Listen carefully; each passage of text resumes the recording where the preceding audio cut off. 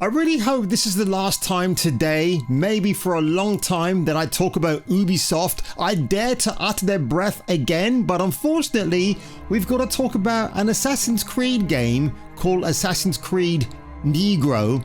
One could almost say you's a nigga. What did you say? Where Django Unchained becomes Unchained and goes after the bad white man. Whoa, whoa, whoa, whoa! It's not far from the truth, is it?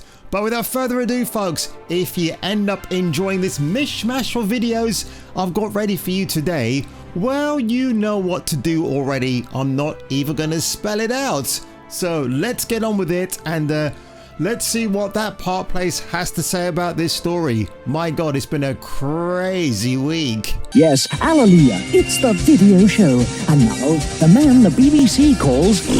Jason King on Kung Fu Hot Dog. So Ubisoft reportedly cancelled Civil War era Assassin's Creed game amid Yasuke backlash and political fear. This is absolutely hysterical, not even just as a headline, but what Ubisoft are doing right now. Ubisoft reportedly cancelled an AC game set during the post-American Civil War Reconstruction era. According to a report from GameFile, the project was scrapped in 2024 because the company faced continuous backlash. And I want to fit in there as well, harassment, because Ubisoft did claim they were being harassed by gamers for their inaccurate portrayal of Yasuke in Assassin's Creed Shadows. The Yasuke in real life who was married, but in this version he's absolutely G-A-Y. The decision shows that Ubisoft has learned the wrong lesson. Well, they've learned nothing, Marvin. Instead of realizing players are tired of identity-driven storytelling and virtue signaling, leadership apparently concluded that audiences simply can't handle complex topics. Listen, Ubisoft, how about this? How about if you were going to make a game like this, you have to bring back the animus, just like we had Desmond Miles, as played by the great Nolan North in those games. Is it animuses? Animi? What do you think, Lucy? Lucy, what do they need with all of them? Desmond, shut the fuck up. You could have brought that back.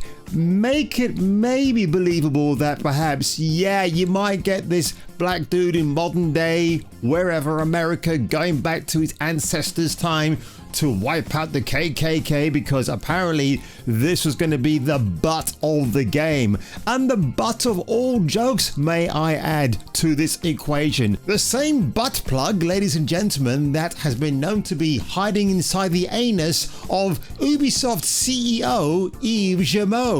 Why do you think he walks and talks funny? We don't care about the enslaved black man who's fighting against the tyranny of the white man, because that's what it spells out, right? It's absolutely awful. What a take.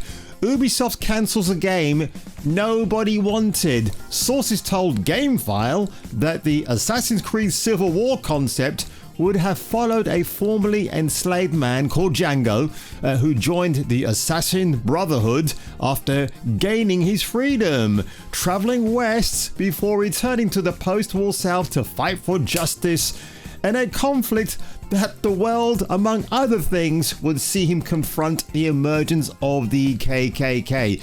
You know the urban myth about the Marlboro cigarettes, right, folks? I've tried it a few times, but apparently if you have to pack it and you turn it a certain way, it spells out KKK. Isn't that bizarre? Bayek from Assassin's Creed Origins, and he was a good character, actually. I mean, this is not good enough, apparently. You need to step it up even more. 5 current and former employees said the project had early approval before it got the executive decision. In other words, you throw Steven Seagal out of a jet plane.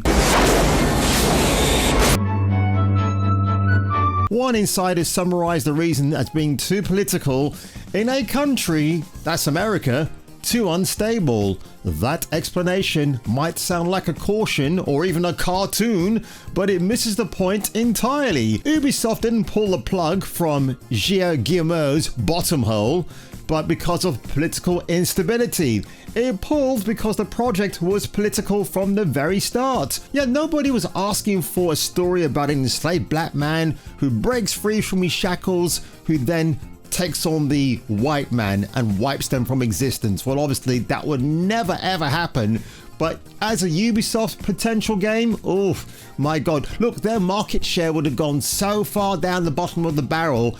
I'm glad that Tencent, the Chinese company, have gotten quite more than just 10% of the business shares of Ubisoft. I think they had some leeway in this not even going ahead. It's really interesting that this Game File article is trying to, I don't think it's them, but it's just like Ubisoft running defense for something that's pretty much a dump truck at the moment. And you know what? I'm going to say this much before I carry on with the rest of this article, because I tell you what, everything is so front loaded here where Ubisoft are concerned.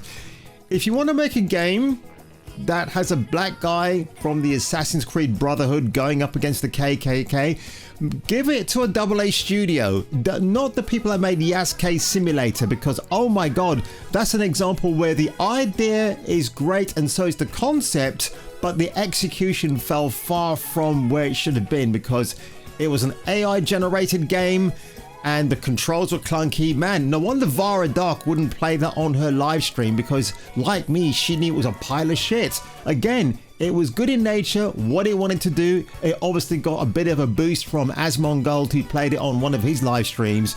But if you want to make a spoof game like that, anything that's a serious subject matter but isn't too serious that you wouldn't get offended by it, but then what's the point of having comedy if you can't even go down to the inner depths of someone's bottom hole and take the mickey out of that subject? All right, it just depends how far you want to go down that hole, right? And speaking of holes, let's get back to this video. The company that preaches no politics in air quotes. And again, Yves Guillemot, I always like to call him Guillemot, like the bird, was criticized because he claimed this guy, by the way, just look at that picture. No matter how you freeze frame him, he just looks like he wants to take one in the mouth. They make the games for everybody to enjoy. That's a lot of bullshit. They used to, but not anymore. I mean, again, Watch Dogs 1 with Aiden Pierce, one of the best characters ever. And then you bring on Watch Dogs 2 where you've got some stupid SJW black character with a baseball cap and a yo-yo for a weapon. And the reason for his mission? To go up against social injustices in his area. How fucking stupid. And then we do get Aiden Pierce in that game, like as a DLC add-on. Ubisoft has an identity crisis. Of course it does. It's just the latest example of Ubisoft not understanding its audience. It's all about race, gender and politics, because I give 3 shits about those. Which does lead me to something that they haven't actually covered here, but I'm going to mention it. We've got that Ubisoft lesbian game coming out, haven't we? The Salem Witch Trials, Hexe, as it's now known as. Will it go any further? Oh, I hope it does. Are we going to get a disgracefully ugly female that looks neither male or female? You got it, you know exactly what I'm talking about. So this story about Django Unchained becoming an Assassin's Creed Elite Brotherhood assassin to wipe out the white man, it's so utterly ridiculous. Ubisoft is one of those companies that are in so much trouble, not just financially, but reputation wise as well. Again, I've said it once, I'm gonna say it again, but Yves Guillemot and his brother Christian and maybe the other male parties in that effing family have harassed and assaulted many female employees within Ubisoft. I mean, you can just see it in their faces. You've heard the stories. So I'm not surprised, are you? And I love to see those guys, not Ubisoft as much, take a real big hit, because they absolutely deserve it. And will we get the likes of Splinter Cell, any other fantastic Ubisoft titles in the past making the triumphant comeback? Or are Tencent just sat there making idle threats towards the employees to make better games that entertain people? Or will we just get more drudge and dreariness into 2027? I know I'm jumping a year ahead, so why not? But my little French poodles, If you enjoyed today's video today, I have no idea, maybe I'm Zinedine Zidane. Maybe you can leave a comment below. Maybe you can leave a like to help that algorithm. And if I were you, and if you were me, you should definitely return for the next video.